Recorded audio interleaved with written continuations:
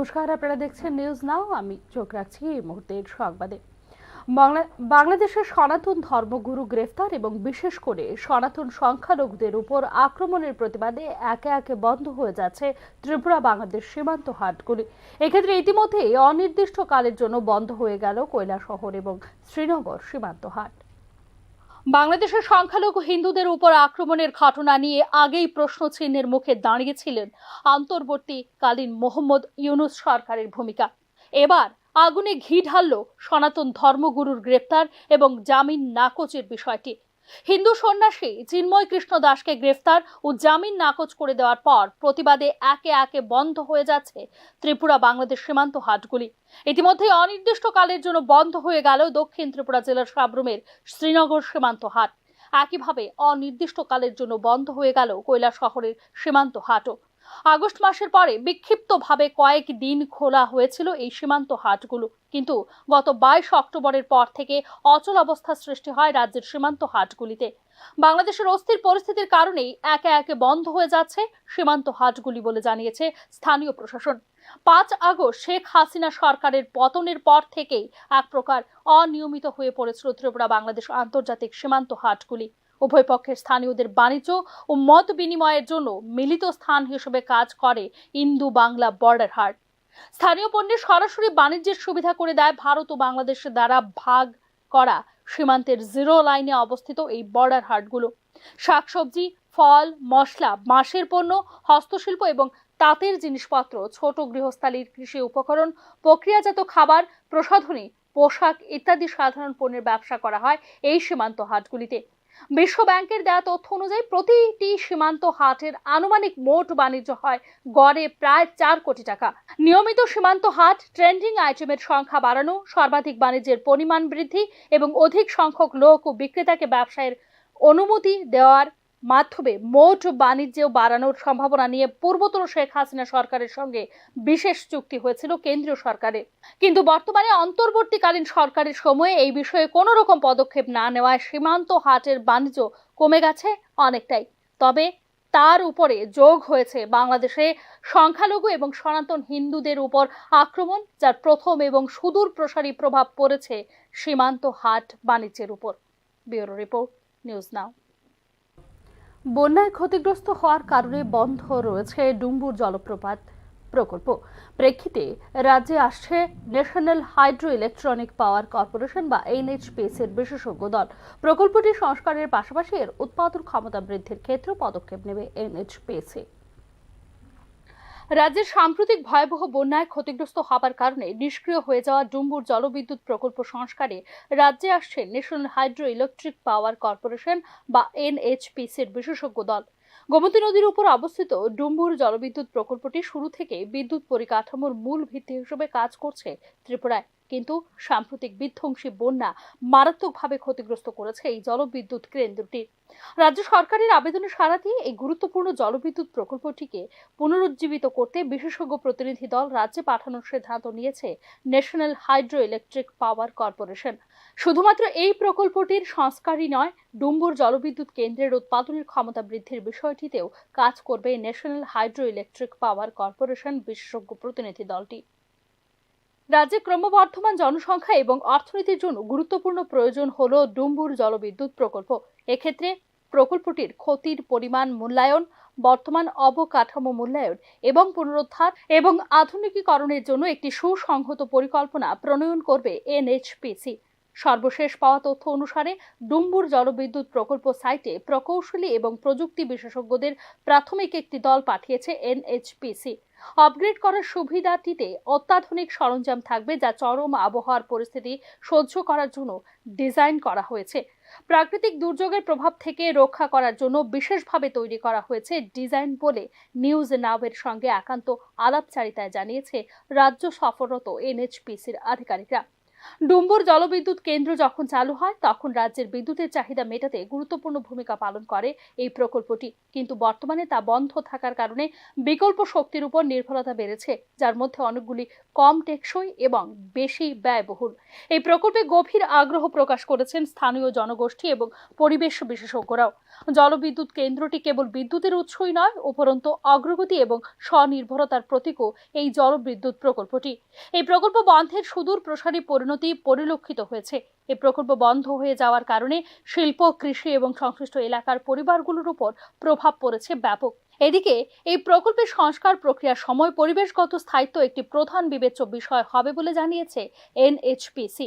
বাঁধের ক্রিয়াকলাপগুলো স্থানীয় বাস্তুতন্ত্রকে ব্যাহত না করে বা জলজ জীবনকে বিরূপভাবে প্রভাবিত না করে তা নিশ্চিত করার জন্য বিশেষ ডিজাইন করা হয়েছে বলে জানিয়েছে এনএইচপিসির আধিকারিকরা। ডুম্বুর জলবিদ্যুৎ প্রকল্পের পুনঃস্থাপন স্থানীয় বাসিন্দাদের জন্য কর্মসংস্থানের সুযোগ তৈরি করবে বলেও আশা করেছেন সংশ্লিষ্ট তথ্যবিজ্ঞরা। দক্ষ প্রকৌশলী ভূমিকা থেকে শুরু করে নির্মাণ কাজ পর্যন্ত বিভিন্ন সেক্টর জুড়ে কর্মসংস্থান তৈরি করবে এই প্রকল্প, যা এই অঞ্চলে একটি অত্যন্ত প্রয়োজনীয় অর্থনৈতিক উন্নতি প্রদান করবে বলেও প্রত্যাশা তথ্যবিজ্ঞদের। Bureau report, news now. এক প্রকার কূটনৈতিক জয় হলো ভারতের। ইসকনের বিরুদ্ধে মামলা প্রত্যাহার করে নিল বাংলাদেশের অন্তর্বর্তী সরকার। এদিকে বাংলাদেশে উদ্ভূত পরিস্থিতির কারণে সীমান্তে নজরদারি বৃদ্ধির জন্য রাজ্য পুলিশের মহানির্দেশককে নির্দেশ দেওয়া হয়েছে বলে জানিয়েছেন মুখ্যমন্ত্রী। ক্রমাগত চাপ এবং ক্ষোভের মুখে পড়ে শেষ পর্যন্ত বৃহস্পতিবার ইসকনের বিরুদ্ধে মামলা প্রত্যাহার করে নিল বাংলাদেশ সরকার। এই বিষয়টিকে ভারতের এক প্রকার কূটনৈতিক জয় বলেই মনে করছেন রাজনৈতিক বিশ্লেষকরা। বাংলাদেশের সংখ্যালঘু সনাতন ধর্মগুরু চিন্ময় কৃষ্ণ দাসের গ্রেফতার নিয়ে উত্তাল হয়ে উঠেছে গোটা বাংলাদেশ। জায়গায় জায়গায় বিক্ষোভ চলছে। তার মধ্যেই ইসকনকে নিষিদ্ধ করতে চেয়ে বুধবার দেশের হাইকোর্টে মামলা দায়ের করেছিল মোহাম্মদ ইউনূসের নেতৃত্বাধীন অন্তর্বর্তী সরকার। কিন্তু ইউনূস সরকারের মুখে অনেকটা ঝামা ঘষে দিয়েই এই মামলা খারিজ করে দেয় বাংলাদেশের উচ্চ আদালত। বাংলাদেশের পরিস্থিতি নিয়ে বৃহস্পতিবারই প্রধানমন্ত্রী নরেন্দ্র মোদীর সঙ্গে বৈঠক করেন বিদেশ মন্ত্রী এস জয়শঙ্কর। সনাতন ধর্মীয় নেতা চিন্ময় কৃষ্ণ দাসের গ্রেফতারের পর বাংলাদেশের ইসকনের তরফে বিক্ষোভ শুরু হয়েছে, যার নেতৃত্ব দিচ্ছেন চিন্ময় কৃষ্ণের অনুরাগীরাই। চিন্ময় কৃষ্ণের মুক্তির দাবিতে মূলত সংখ্যালঘু সম্প্রদায়ের মানুষ পথে নেমেছে। এই পরিস্থিতিতে বাংলাদেশের হাইকোর্টে আবেদন জানানো হয়েছে ইসকনকে নিষিদ্ধ করা হোক, জরুরি অবস্থা জারি করা হোক চট্টগ্রাম এবং রংপুরে।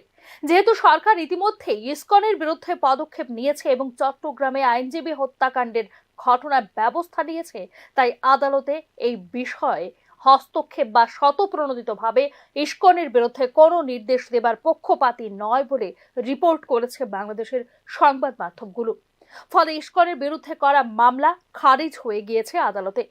ইসকনের বর্তমান কার্যকলাপ নিয়ে তাদের বিরুদ্ধে কি ব্যবস্থা নেওয়া হয়েছে সেই বিষয়েও জানানোর নির্দেশ দিয়েছে আদালত। এদিকে বাংলাদেশে উদ্ভূত অবস্থার প্রেক্ষিতে প্রতিক্রিয়া দিয়েছেন ত্রিপুরার মুখ্যমন্ত্রী ডক্টর মানিক সাহা। বাংলাদেশের বিষয়টি আন্তর্জাতিক বিষয়, তবে ত্রিপুরা বাংলাদেশ আন্তর্জাতিক সীমান্তে নজরদারি বৃদ্ধি করার জন্য রাজ্য পুলিশ বাহিনী নির্দেশ দেওয়া হয়েছে বলে বৃহস্পতিবার এক প্রশ্নের উত্তরে জানিয়েছেন মুখ্যমন্ত্রী। International problem now, so from our central leadership they already have communicated and they have given their message, and in the line of the same we also should say that they should restrain, they should protect the Hindu peoples over there, not Hindu, the minority over there.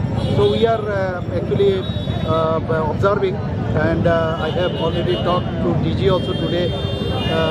Yesterday he came to me.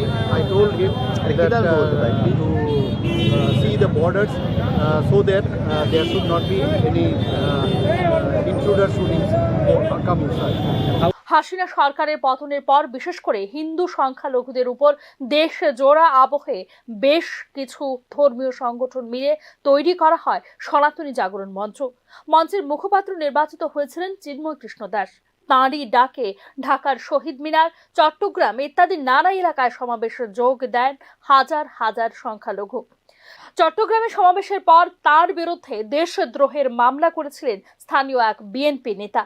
ওই মামলাতেই সোমবার তাকে গ্রেফতার করা হয়। চিন্ময় কৃষ্ণের গ্রেফতারের পর বাংলাদেশের ইসকনের তরফে বিক্ষোভ শুরু হয়, যার নেতৃত্ব দেন চিন্ময় কৃষ্ণের অনুরাগীরাই।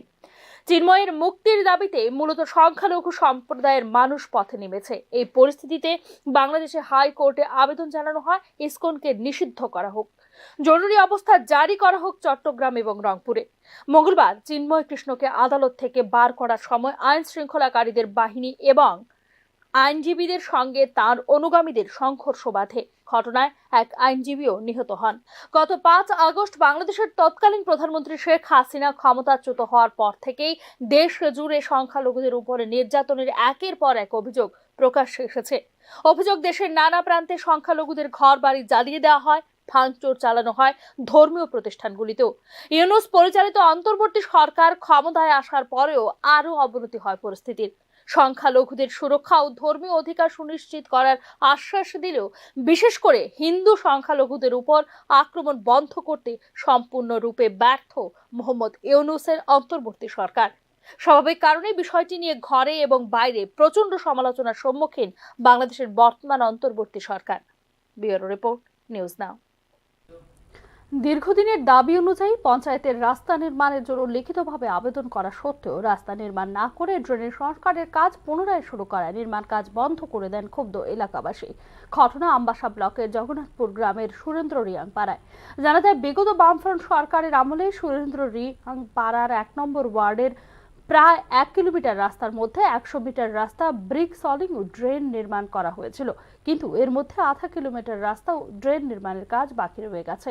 বর্ষাকালে ক্রমশ নদীর ভাঙনের ফলে রাস্তাটি বর্তমানে বিপজ্জনক অবস্থায় রয়েছে। ফলে প্রতিদিন এলাকাবাসীদের জীবন ঝুঁকি নিয়ে রাস্তা দিয়ে যাতায়াত করতে হচ্ছে। এ ব্যাপারে স্থানীয়দের তরফ থেকে আমবাসা ব্লকে একাধিকবার লিখিত অভিযোগ জানানো সত্ত্বেও সংশ্লিষ্ট দপ্তর থেকে রাস্তা ও ড্রেন নির্মাণের কোনো উদ্যোগ নেওয়া হয়নি। কিন্তু বর্তমানে এই এলাকায় পঞ্চায়েতের তরফ থেকে শুধুমাত্র পুরনো ড্রেনেজ সংস্কারের কাজ শুরু হয়েছে বলে এলাকাবাসীর মধ্যে দীর্ঘদিনের ক্ষোভের বহিঃপ্রকাশ ঘটে।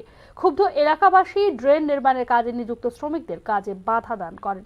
এলাকাবাসীদের বক্তব্য, যদি তাদের দাবি অনুযায়ী রাস্তা ও ড্রেন তৈরি না করা হয় তাহলে পঞ্চায়েতের ড্রেন সংস্কারের কাজ বন্ধ রাখতে হবে।